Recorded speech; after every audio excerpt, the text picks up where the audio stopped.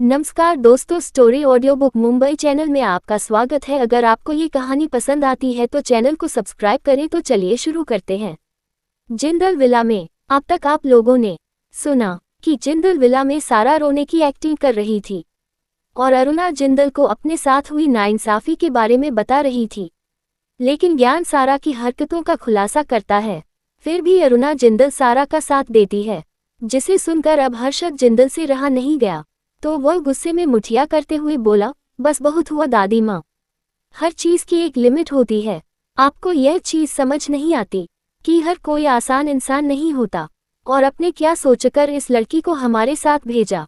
आप जानते हैं, हर्षवर्धन कोई ऐसा इंसान नहीं है जिसके साथ खिलवाड़ कर सके। ये सुनकर अरुणा जिंदल भी नाराज आवाज में बोली, इतना गुस्सा होने की जरूरत नहीं है। बस सारा हर्षवर्धन को पसंद करती है और वह उससे शादी करना चाहती है। इसमें गलत क्या है? वह अच्छी लड़की है, पढ़ी लिखी है, भले ज्यादा नहीं कमाती लेकिन थोड़ा बहुत तो कमा ही लेती है। वह एंटरटेनमेंट इंडस्ट्री से है, तो इसमें गलत क्या है? वहीं उनकी बात सुनकर अब वहां खड़े तीनों लोगों को ऐसा लग रहा था जैसे अरुणा जिंदल पूरी तरह से पागल हो चुकी है। उनके अंदर दिमाग की कमी है। आकाश, जिसे बर्दाश्त नहीं हो रहा था, वह तंज करते हुए बोला, दादी माँ, रिश्ता एक तरफ से नहीं होता, दोनों तरफ से होता है। आपने बस आपकी कचरा जैसी बेटी की बात सुनी और यह मान लिया कि वह हर्षवर्धन से प्यार करती है। लेकिन आपने कभी यह सोचा है कि हर्षवर्धन क्या सोचता है? और क्या आपको लगता है कि सारा जैसी लड़की हर्षवर्धन भाई जैसे इंसान के साथ खड़े रहने के भी लायक है? वह इंडिया ही नहीं, वर्ल्ड का टॉप रिचेस्ट आदमी है। उसके पास इतनी पावर है कि वह किसी देश की जीडीपी बदल सकता है। और आपको लगता है कि सारा जैसी लड़की उसे पसंद आएगी? ये सुनकर अरुणा जिंदल भी कहीं ना कहीं उसकी बात समझ गई। तभी सारा मासूम आवाज में रोते हुए बोली, आकाश भैया, ऐसा क्यों कह रहे हैं?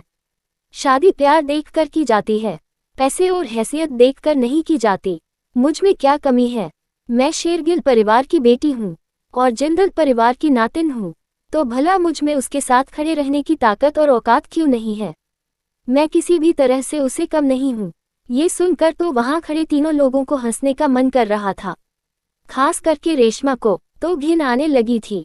इतने साल इतनी ज्यादा लोगों से डील करने के बाद और इतने अलग अलग लोगों से मिलने के बाद भी उसने इतने बेशर्म इंसान कभी नहीं देखा था। वह कुछ नहीं बोलती और अंदर चली जाती है, क्योंकि अब उसका यहाँ कोई काम नहीं था और वह सारा की नौटंकी नहीं देखना चाहती थी। वही वह तीनों भाई तो अविश्वास से सारा को घूर रहे थे। हर्षद जिंदल तो उसे घूरते हुए बोला, तुम्हें सच में लगता है कि तुम उसके साथ खड़े रहने के लायक हो? तभी ज्ञान तो उसका मजाक उड़ाते हुए बोला, लगता है तुमने कभी अपना चेहरा आईने में नहीं देखा। शेरगिल परिवार की बेटी, तुम्हारा परिवार तुम्हें अपने पास भी नहीं रखना चाह रहा है और तुम कह रही हो कि तुम शेरगिल परिवार की प्रिंसेस हो। और रही जिंदल परिवार की नातिन की बात, तो भूलो मत, वो मेरी सिस्टर है अनाया जिंदल।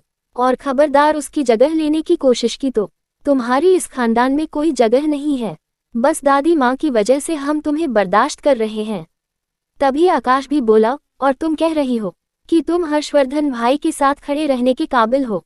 उसकी एक मिनट की वैल्यू कई अरब रुपए है। और तुम अपना वक्त देखो, कोई तुम्हारे साथ बात करने को भी तैयार नहीं होगा, ना ही तुम्हारे अंदर कोई स्किल या फिर काबिलियत है। और तुम अभी भी कह रही हो कि तुम हर्षवर्धन भाई के काबिल हो। वहीं अपने सामने खड़े तीनों लोगों की बातें सुनकर और अपनी इतनी बेइज्जती सुनकर तो सारा का खून खोल गया। वह रोने की एक्टिंग छोड़ते हुए बोली, मुझे पता है तुम्हें ये बर्दाश्त नहीं हो रहा कि हर्षवर्धन मेरा हो, क्योंकि तुम चाहते हो तुम्हारी लाडली बहन अनाया उसके साथ रहे। वह आज भी वहीं पर थी, पता नहीं कब से वहां रह रही है। उसकी तो उसके साथ शादी भी नहीं हुई है और वह बेशर्म की तरह मिस्टर रावत के साथ रह रही है और जिंदल परिवार का नाम डूबा रही है। वो तो कैरेक्टर लेस लड़की है, बिल्कुल अपनी माँ की तरह। उस अनाया को तो यहाँ होना चाहिए। दादी माँ कब से उसका इंतजार कर रही है। उसने एक बार आने जहमत नहीं की और बस मेरे हर्षवर्धन को सेड्यूस कर रही है। तुम अभी भी कह रहे हो कि वह जिंदल परिवार की प्रिंसेस है और उसकी क्या औकात है मिस्टर रावत के साथ खड़े होने की? उसके पास कुछ नहीं है। वह गांव में पाली बड़ी है, एक लावारिस बच्ची है जिसके बाप का ही कोई पता नहीं, ना ही उसे कपूर परिवार चाहता था। ऊपर से उसकी माँ अब इस दुनिया में नहीं रही, और तुम कह रहे हो कि वह मिस्टर रावत के साथ खड़े रहने के लायक है। वही अनाया का जिक्र सुनकर अरुणा जिंदल की आंखें चमक गई। वह उसे प्यार करती थी, हालांकि उससे नाराज थी लेकिन वह उसकी बेटी की बेटी थी। भला वह उसे प्यार कैसे नहीं करती। लेकिन सारा की पूरी बात सुनकर उनकी आंखें भी बड़ी हो गई।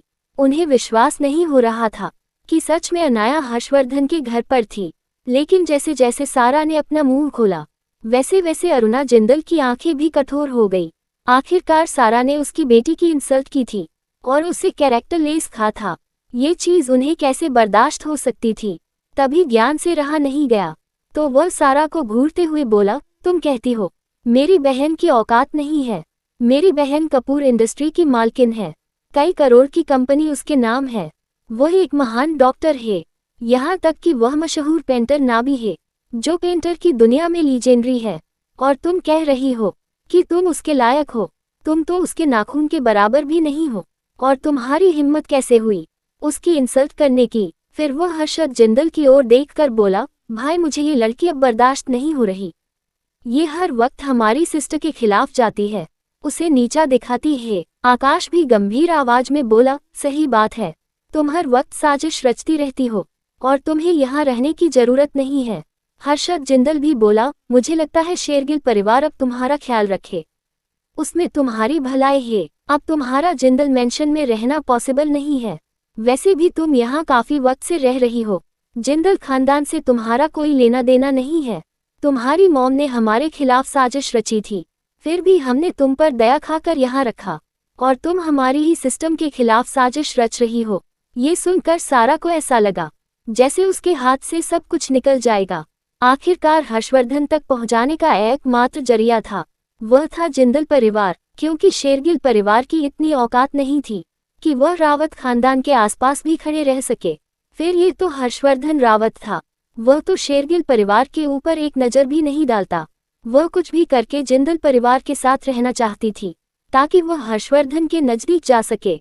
इसीलिए वह मगरमच्छ के आंसू बहाते हुए बोली, नहीं भाई, आपको गलतफहमी हो रही है, मैंने कुछ गलत नहीं कहा है।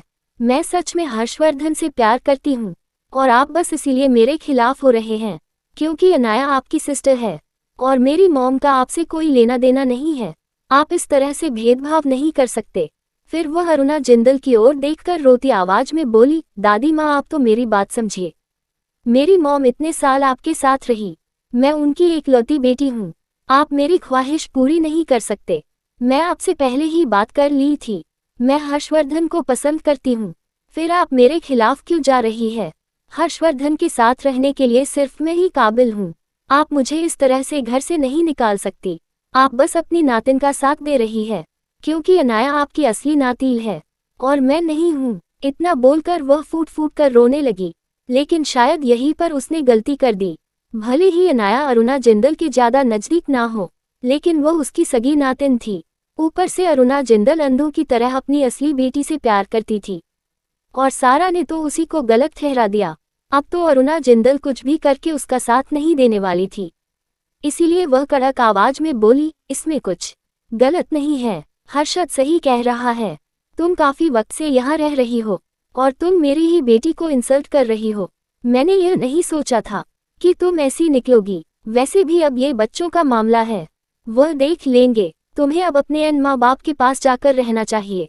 आखिरकार तुम्हारे पिता जिंदा है, तुम और कितने वक्त किसी और के घर रहकर जिंदगी गुजारोगी। इतना बोलकर वह अंदर जाने लगी। सारा को ऐसा लगा जैसे उसने कुछ गलत सुन लिया हो, लेकिन वह तुरंत होश में आई और आगे बढ़कर अरुणा जिंदल का हाथ पकड़ते हुए रोते हुए बोली, नहीं दादी माँ, आप मुझे इस तरह से नहीं छोड़ सकती। मुझे पता है मैं गलत थी। इतना बोलकर वह फूट फूट कर रोने लगी। उसकी हरकत से अरुणा जिंदल एक पल के लिए पिघल गई और वहीं पर रुक गई। जाहिर सी बात है, वह सारा के आंसू देखकर पिघल रही थी। लेकिन तभी रेशमा किचन से बाहर आते हुई बोली, क्या बात है सारा, जब तुम हमारे ही घर में रहकर इस घर की बेटी को इंसल्ट कर रही थी और उसके चरित्र पर कीचड़ उछाल रही थी और इस घर की असली नातिन को गंदी गंदी बातें बोल रही थी, तब तो तुम बहुत ज्यादा प्राउड थी। अब जब तुम्हें घर से निकाला जा रहा है तो तुम्हें अपने रिश्ते याद आ रहे हैं। तुम बहुत ज्यादा दोगली हो। वही उसकी बात सुनकर अरुणा जिंदल जो थोड़ी सी नम पड़ गई थी, उसे याद आया कि अंडस को किस तरह से सारा ने उसकी बेटी को इंसल्ट किया था। वह तुरंत अंदर चली गई और पीछे सारा बस चिल्लाती रह गई। क्या सारा सब कुछ खो देगी? क्या वो जिंदल परिवार में रुक पाएगी? और क्या होगा शेरगिल परिवार में उसके साथ? अगर आपको अगला एपिसोड चाहिए तो लाइक करें, कमेंट करें और चैनल को सब्सक्राइब करें।